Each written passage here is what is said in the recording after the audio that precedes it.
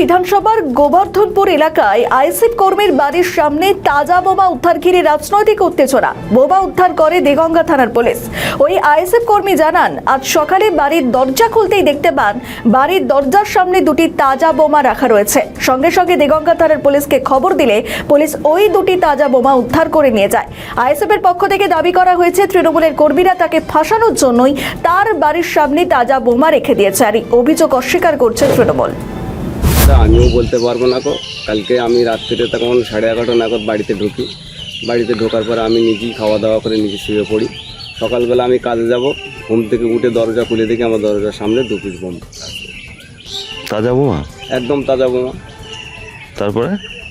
তারপরে এটা আমি কি ভাববো, আমি কি বলবো, আমি নিজেই ভেবে পাচ্ছি না। এইরকম এর আগের বার একটা চললো, আমার 1 পিস দিয়ে গেল। এর আগে হয়েছিল? এর আগে একবার হয়েছে, আমার বাড়িতে 1 পিস দিয়ে গেছে। তার আগে আমার কর্মীর বাড়িতে 7 পিস দিয়ে গেল। তার আগে তার পরে আমাদের তেলিয়া এসে এক কর্মী, তার বাড়িতে ওরকম 1 পিস ফাটালো, ছাদের উপরে বোম মারলো। 1 পিস ফাটলো না, ছাদের উপরে রয়ে গেল। কারা আপনার বাড়িতে কারা বোমটা রাখছে, কারা এইভাবে? এখন দেখেন, আমরা কারা, কে বা কারা, কিভাবে বলবে? এটা আমার যতটুকু আইডিয়ার, এটা একটা রাজনৈতিক চক্রান্ত চলছে। কারণ আমি একটা রাজনৈতিক দল করি। কোন দল করেন আপনি? আমি আইএসএফ দলটা করি। আপনার অভিযোগের তীর কার দিকে, কারা রাখতে পারে? এটা আমার অভিযোগ, তৃণমূল কংগ্রেসের অভিযোগ। তৃণমূলের দিকে? তৃণমূলের দিকে তারাই বোমটা রেখেছে? তারাই রাখতে পারে। রাখার কারণ, কদিন পরেই তো ভোট। রাখার কারণ, এর আগে একবার রেখেছিল। তারপরে এই যে কদিন গত তোমার 21 তারিখে একটা পদ্মপুরে আমাদের আইএসএফ এর একটা প্রোগ্রাম ছিল। সেই প্রোগ্রামে দেখা যায় সেই মঞ্চে আমিও ছিলাম। ঠিক আছে, সেই মঞ্চ থেকে বক্তব্য দেওয়ার পরে আজকের এই তোমার 24 তারিখ দুর্ঘটনা ঘটিয়ে দিল। বোমা রেখে দিয়েছে? বোমা রেখে দিল। পুলিশ এসেছিল তো? প্রশাসন এসেছিল, প্রশাসনকেও বলেছি। এর আগে একবার এরকম দুর্ঘটনা ঘটেছে। আজকে এই যে দুর্ঘটনা ঘটলো, এর সঠিক তদন্ত করে সঠিক আসামিকে তুলতে হবে। আতঙ্ক আছেন নাকি? অবশ্যই আতঙ্ক আছে। বাড়িতে ছোট ছোট বাচ্চারা রয়েছে, আতঙ্কে থাকবো না?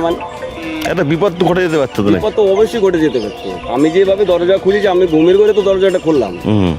যদি আমার বেকিয়ালে পাটা পড়ে যেত, তাহলে তো আমারই মরণটা হতো। দরজার মুখেই ছিল না? একদম দরজার মুখে।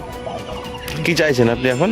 এর জন্য আমি প্রশাসনকে বলবো, সঠিক তদন্ত করতে হবে, বা সঠিক তদন্ত আমি চাইছি। প্রশাসনের কাছে আস্থা রাখছি, ভরসা রাখছি। এই সঠিক তদন্ত করার পরে সঠিক যে দোষী, প্রত্যক্ষ যে দোষী, তাকে তুলতে হবে। তুলে তার কঠিনতম শাস্তি দিতে হবে। আপনার নাম? আমার নাম মোহাম্মদ হাবিবুর রহমান। আপনি কোন দলের কি? আমি আইএসএফ দলের দেগঙ্গা 2 নম্বর অঞ্চলের সম্পাদক। আমাদের ভিডিও ভালো লাগলে লাইক ও শেয়ার করুন। কমেন্ট সেকশনে আপনাদের মতামত জানান। আরও ভিডিও পেতে আমাদের চ্যানেলটিকে সাবস্ক্রাইব করুন এবং প্রতি মুহূর্তে খবরের আপডেট পেতে প্রেস করুন বেল আইকন।